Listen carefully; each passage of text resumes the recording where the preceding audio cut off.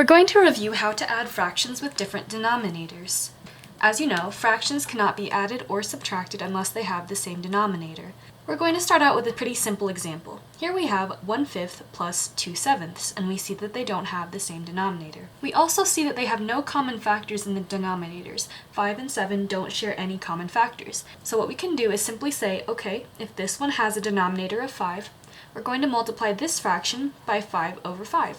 And if this fraction has a denominator of 7, we'll multiply the other fraction by 7 over 7. When I do this, I remember the rules of PEMDAS, so I have to do the multiplications before I'm allowed to add. My new equation will be 7 times 1 over 7 times 5, so 7 over 35, plus 2 times 5 is 10, and 7 times 5 is 35. I've now made an entirely new fraction. I've now made an entirely new problem where I have denominators that are the same. So now I can add the tops and simply get 17 over 35. Now let's do an example where the denominators are different, but the denominators also have common factors. Just looking at this problem here, I see that 16 and 12 have common factors, which means what we can do is create a factor chart of the denominators here. So here's my F for factors, and up here I'll put the denominators. So I have 16 and I have 12. And I'm going to start pulling out common factors that they share. 16 and 12 both have 4 as a common factor. 16 divided by 4 is 4, and 12 divided by 4 is 3. Once I've done that, I now can do my method where I cross and say anything that has a denominator of 12 is multiplied by 4, the number that's pointing at it from across. So this has a denominator of 12, so I'm going to multiply it by 4 over 4. Likewise, anything with a denominator of 16 gets multiplied by whatever is pointing at it from across the factor chart. So in this case, 3.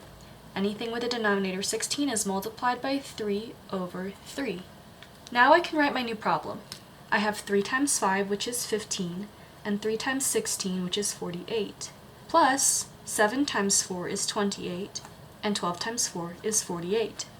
Now that they have the same denominator, I can finally add them, and I'll get 43 over 48 as my final answer. My last example has to do with mixed numbers.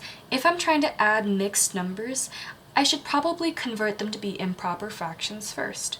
We also notice that the denominators are different. So the first thing I'm going to do is start off by saying I need to convert these into improper fractions first.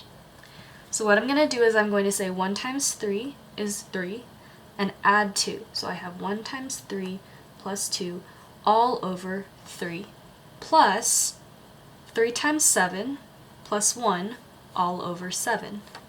So my new equation will be, okay, so 3 plus 2 is 5, 5 over 3 plus 3 times 7 is 21, plus 1 is 22 over 7. Now that I've converted to improper fractions, I'm going to make the denominator the same. 3 and 7 don't have any common factors. So right away I can simply say, I'm going to take this denominator here and multiply the other fraction by 3 over 3. And I'll take this with a denominator of 3 and multiply it by 7 over 7. Remember, I can only do that if the denominators do not have common factors. So my new equation becomes 35 over 21 plus 66 over 21. Once I've done that, I can simply add the tops, and I'll get 101 over 21. Let's say that I wanted to convert that back into being a mixed number. When I do that, I see how many times 21 fits inside of 101. I can do that by dividing. So if this is my final answer, I still want to convert that into a mixed number. So I can do that by dividing the bottom into the top to see how many times it fits. The largest amount that 21 can go into 101 is 4 times, with a remainder of 17.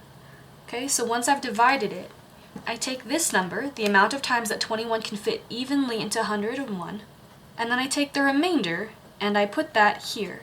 101 over 21 is the same as 4 and 17 over 21.